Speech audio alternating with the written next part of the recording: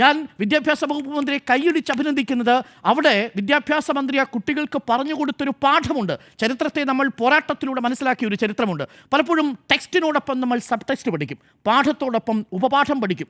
നിങ്ങൾ കാണുന്ന ചിത്രം എന്താണ്? കുട്ടിക്കത് നേരത്തെ ജിമ്മി പറഞ്ഞതുപോലെ നോർമലൈസ് ചെയ്യുന്നതിനെതിരെ മുഖ്യമന്ത്രി കാണിച്ച, വിദ്യാഭ്യാസ വകുപ്പ് മന്ത്രി കാണിച്ച ആർജവം കുട്ടികളുടെ മനസ്സിലുണ്ട്. ഇനി ഈ കുട്ടികൾ ഒരിക്കലും മറക്കില്ല.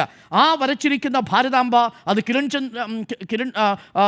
കിരൺചന്ദ്ര ബാനർജിയുടെ ഭാരതാംബയല്ല, അത് അവനീന്ദ്രനാഥ് ടാഗോറിൻ്റെ ഭാരതാംബയല്ല, അത് അംബേദ്കർ സൃഷ്ടിച്ചെടുത്ത ഇന്ത്യൻ സ്വാതന്ത്ര്യ സമര സേനാനികൾ സൃഷ്ടിച്ചെടുത്ത ഇന്ത്യയുടെ ചിത്രമല്ല. പകരം അത് ഒരു പൊളിറ്റിക്കൽ പ്രോജക്റ്റ് ആയിരുന്നുവെന്നും ആ പൊളിറ്റിക്കൽ പ്രോജക്റ്റിൻ്റെ കാവി പതാക എന്ന് പറയുന്നത് അത് ഇന്ത്യയുടെ ത്രിവർണ്ണ പതാകയല്ലെന്നും ആ കുട്ടികൾ പഠിച്ചു. അങ്ങനെ കുട്ടികളെ ഒരു പാഠം പഠിപ്പിച്ച വിദ്യാഭ്യാസ വകുപ്പ് മന്ത്രിയായിട്ടാണ് ഞാൻ വിദ്യാഭ്യാസ വകുപ്പ് മന്ത്രി അഭിനന്ദിക്കുന്നത്. കാരണം ഇന്ന് വിദ്യാഭ്യാസ വകുപ്പ് മന്ത്രി അങ്ങനെ പ്രതിഷേധിക്കാതെ പോയിരുന്നെങ്കിൽ ഈ കുഞ്ഞുങ്ങളിൽ ഉണ്ടാകുന്ന ബോധം എന്നുള്ളത് അത്യന്തം അപകടകരമായ ഒരു ബോധമാകുമായിരുന്നു. അതുകൊണ്ടാണ് ഇത്തരം സന്ദർഭങ്ങളിലുള്ള പ്രതികരണം അങ്ങനെ തന്നെ ആവണം. ആ വാക്ക് പ്രോട്ടോക്കോളിനെ കുറിച്ച് പറയുന്നു. എന്ത് പ്രോട്ടോക്കോളാണ്? ഗവർണർക്കില്ലാത്ത പ്രോട്ടോക്കോളാണോ? ആ ഭാരതാംബയിൽ പുഷ്പാർച്ചന നടത്തുന്നത് ഏത് പ്രോട്ടോക്കോളിലാണ് ഉള്ളത്?